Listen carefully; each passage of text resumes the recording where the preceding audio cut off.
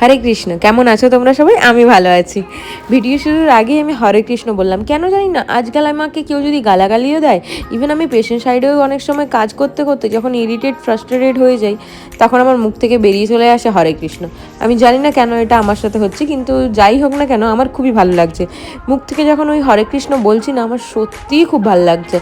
আচ্ছা, আজকে এত সুন্দর করে নয়, মিনিমাম ঠিক আছে, জাস্ট একটু লিপস্টিক দিয়ে আর স্নান করা হয়ে গেছিলো, তো চুলটা ভেজা ছিল, জাস্ট একটা নর্মাল ছোট্ট একটা ক্লিপ দিয়ে বেরিয়ে গেছিলাম একটু মন্দিরে ঘুরতে। দিনটা একটু স্পেশাল ছিল, ঠিক আমার জন্য নয়, আমার একটা বন্ধুর জন্য। বন্ধুর ছিল জন্মদিন, তো ও বললো যে চল না আমি একটু মন্দির যাবো, তুই চল আমার সাথে, তাহলে একটু ভালোই হয়। তো আমি বললাম যে ঠিক আছে, রুমে বসেই বা আমি কী করবো, চল তাহলে যাওয়া যাক।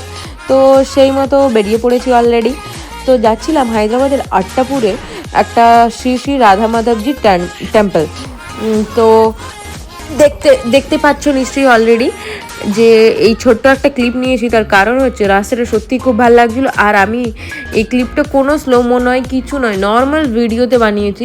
এতটাই ঠান্ডা, মানে বলে বোঝানো যাবে না। আমি প্রথমে ভাবলাম যে সোয়েটারটা নিয়ে নিই, কিন্তু সোয়েটারটা নেওয়ার পর ভাবছি কিন্তু আমি সোয়েটার নিইনি, এটা ভেবো না।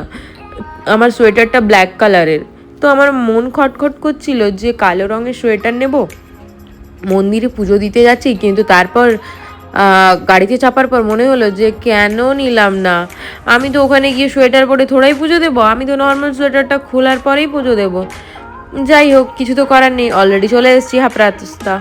আর সত্যি বলছি, ওয়েদারটা খুবই সুন্দর ছিল আর প্রচণ্ড হাওয়া দিচ্ছিল। গাছগুলো যদিও পাতা নড়ছিল না, তোমরা ঠিক বুঝতে পারছো না, গাছগুলো সত্যি কোনো পাতা নড়ছিল না, কিন্তু হাওয়াটা কিন্তু খুবই জোরে দিচ্ছিল। বিকজ হয়তো আমি বাইকে ছিলাম কিংবা ওয়েদার ঠান্ডা, সেই কারণে। তো রাধা মাধবজির টেম্পলে এসে কিন্তু এখানে কোনো ভিডিও আমি নিতে পারিনি ভেতরে, কারণ ওখানে নিষিদ্ধ ছিল ভিডিও। এইখানে তোমাদেরকে একটু একটা জিনিস দেখাই। এই যে সব দেখতে পাচ্ছ, সবই রিজনেবল প্রাইসে ছিল, নর্মাল প্রাইসেই ছিল। নর্মালি আমি যেখান থেকে গাছিবৌলিতে থাকি, হায়দ্রাবাদের গাছিবৌলিতে, সেখানে এই প্রাইসগুলো প্রচণ্ড হাই জিনিসের। তো এখানে একটু রিজনেবল ছিল, তো আমার খুব ভালোই লাগছিলো যে আমি এমনিতেই খেতে ভালোবাসি, পেটুক মানুষ। তো দেখা যাক, আমি হাত পা ধুয়ে নিয়ে যাচ্ছিলাম মাথায় একটা তিলক পরতে। ঠিক আছে, চলো তোমাদেরকে তিলকটা দেখাই। ওই যে সামনে আয়না আছে, এই যে দেখো আমি তিলকটা পরেছি, একদিক মোটা আর একদিক সরু, এটা আমিই পরেছি ডবল বার করে। ঠিক আছে, এটা আমার ক্যালমা, জানি না, আমার মনে হচ্ছিলো যেন আরেকটু নিয়ে নিই, মনে হয় পাতলা হয়ে গেছে, কেমন একটা লাগছে, কিন্তু হওয়ার পরে মনে হচ্ছে যে থাক। হ্যাঁ, একটা খারাপ লাগছিল যে একদিক সরু একদিক মোটা, ঠিক আছে কোনো ব্যাপার না।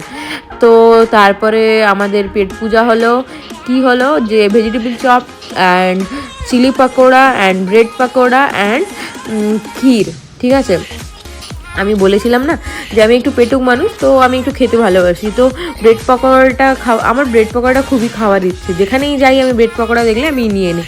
তো ব্রেড পকোড়ার দাম ছিল মাত্র 20 টাকা, আর চিলি পকোড়াটার দাম ছিল 10 টাকা। হ্যাঁ, আর ভেজিটেবল দাম ছিল কত, 20 টাকা মনে হয়েছিল, হ্যাঁ 20 টাকা।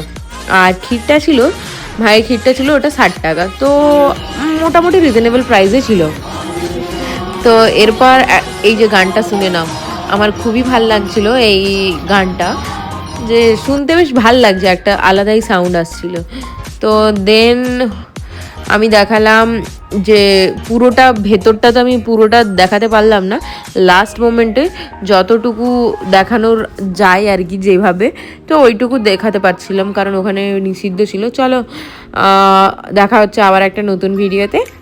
আজকের জন্য এইটুকুই থাক, এবার আমরা চলে যাই, কারণ আবার আমাদের ডিউটি আছে, গিয়ে আবার ডিউটিতে জয়েন করতে হবে।